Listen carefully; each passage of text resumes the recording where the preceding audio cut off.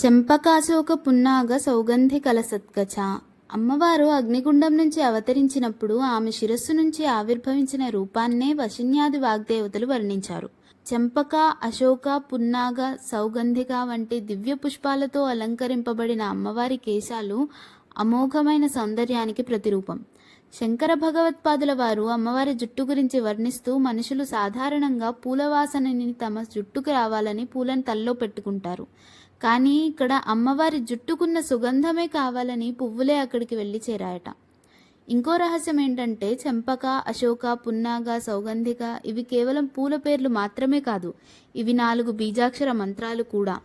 అలాగే అమ్మవారి ప్రతి అవయవంలో ఒక దేవతా శక్తి ఉంటుంది. అమ్మవారు చిదగ్ని నుండి ఆవిర్భవించి దేవతలను మళ్ళీ సృష్టించినప్పుడు ఆమె కేశాల నుంచి యముణ్ణి సృష్టించారు. అందుకే అమ్మవారి కేశాలను ధ్యానం చేస్తే యమపాశం నుండి విముక్తి లభిస్తుంది. కురువింద మణిశ్రేణి కనత్ కోటీర మండిత. అమ్మవారు ధరించిన కిరీటం అది కేవలం ఆభరణం కాదు, ఒక బ్రహ్మాండ రహస్యం. ఆమె కిరీటంలో ఎన్ని రత్నాలున్నా కూడా ఎర్రని రత్నాలు బాగా కనిపిస్తున్నాయి. పద్మరాగమణులు అని పిలుస్తారు వాటిని. సింహళ దేశం నుంచి వచ్చే ఈ మణులనే కురువిందమణులు అంటారు. కనత్ అంటే ప్రకాశం, వెలుగు. ఈ రత్నాల గుంపులు కిరీటంలో మెరుస్తూ అమ్మవారి తలపైన సూర్యుల వలె ప్రకాశిస్తున్నాయి. అమ్మవారి కిరీటం తయారు చేసేటప్పుడు విశ్వకర్మని జ్యోతిర్గణాలన్నీ మమ్మల్ని అందులో పెట్టవా అని అడిగాయట. ఆ జ్యోతిష శక్తులన్నీ అందులో ఆయన పెట్టాడు.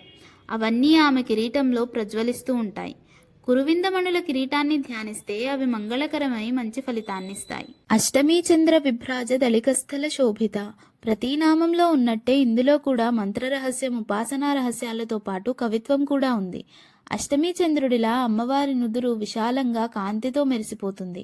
అంటే శుక్లపక్షమైన కృష్ణపక్షమైన అష్టమి తిథి రోజు చంద్రుడు ఒకేలాగా ఉంటాడు. అంటే అమ్మవారు కూడా అన్ని పరిస్థితుల్లో నిర్వికార నిత్యశాంతి స్వరూపిణి. మంత్రశాస్త్ర ప్రకారం అష్టమి తిథి రోజున అమ్మవారు త్వరితాదేవి రూపంలో ఉంటారు. అంటే త్వరగా ఫలితాలనిచ్చే శక్తి. అందుకే అమ్మవారి నుదుటి భాగాన్ని ధ్యానిస్తే తొందరగా ఫలితాలు సిద్ధిస్తాయి. అలాగే వేదం అష్టమి నాటి తిథిని ఆప్యాయ అని చెప్పింది. ఆప్యాయని అంటే చల్లదనాన్ని ప్రసరించేది అని. అంటే అమ్మవారు ఎంత శాంతిమూర్తో వసిన్యాది వాగ్దేవతలు అష్టమి చంద్రునితో పోల్చి చెప్పారు. ముఖచంద్ర కళంకాభ మృగనాభి విశేషక. అమ్మవారి ముఖం చంద్రుని వంటిది. ఎలా చంద్రునికి ఉన్న మచ్చ అతని అందాన్ని మరింత పెంచుతుందో, అలాగే అమ్మవారి నుదుటి తిలకం ఆమె ముఖానికి ఆభరణమై అందాన్ని మరింత పెంచుతుంది.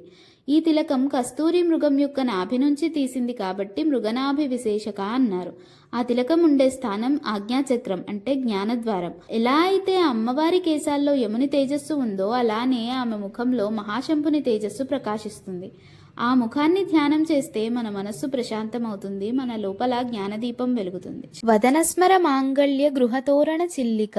ఇది అమ్మవారి కనుబొమ్మలను వివరించే నామం. కవితా దృష్టితో చూస్తే ముఖమనే ఇంటికి కనుబొమ్మలు 2 వైపులా పైకి లేచి మధ్యలో వంగి తోరణంలాగా అలంకరించబడి ఉన్నాయి.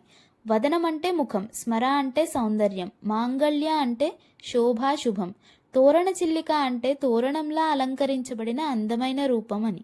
అంటే అమ్మ ముఖంలో సౌందర్యం, శోభ, శుభం ఇల్లు కట్టుకుని కూర్చున్నాయని అర్థం. అలాగే ముందు చెప్పినట్లు ప్రతి నామంలో బీజాక్షర మంత్రాలున్నాయి. ఇందులో కూడా వదనం వాగ్బీజం ఐంకారం, స్మర మన్మథ బీజం క్లీంకారం, మాంగళ్య సౌకారం, గృహం లక్ష్మీబీజం శ్రీంకారం, తోరణం హ్రీంకారం, చిల్లిక అంటే వ్యాపించి ఉండటం. ఈ బీజాక్షర శక్తులన్నీ అమ్మ కనుబొమ్మల్లో దాగి ప్రపంచమంతా వ్యాపించి ఉన్నాయి. అంటే అమ్మవారు తన కనుబొమ్మలతోటే ప్రపంచాన్ని నడిపిస్తోంది అని అర్థం. శ్రీమాత్రే నమః.